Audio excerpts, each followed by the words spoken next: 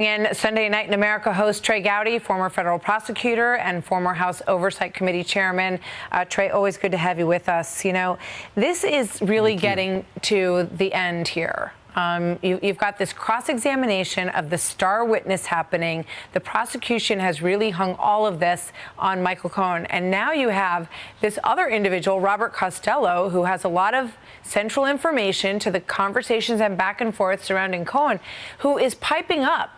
And we don't know if he's going to get called as the expert witness here, but he is saying that he has crucial information about Cohen's motivation and Cohen telling him that he had nothing on Donald Trump.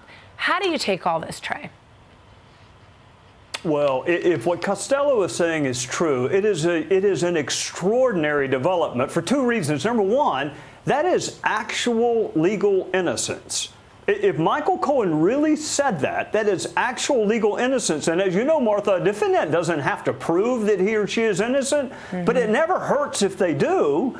The other thing it is what, 20 prior inconsistent statements by Michael Cohen? 20 different times? I mean, I think Costello said, quoted Michael Cohen as saying, "I swear to God." That sounds a lot like the oath he just took in a New York courtroom. So 20 different times he, quote, swore to God that Donald Trump had done nothing wrong. And now, and that gets to Michael Cohen. Martha, I was a prosecutor for a long time. I had a lot of really bad star witnesses. I don't know that I ever had a witness with as much baggage as Michael Cohen has.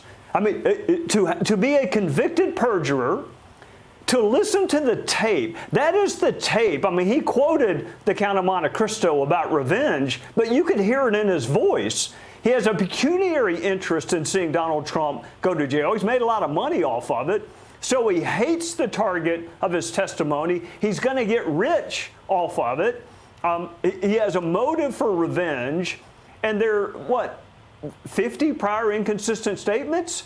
I mean, would you believe Michael Cohen beyond a reasonable doubt? If he told you something to buy this stock, if he told you any piece of information, would you believe him beyond a reasonable doubt?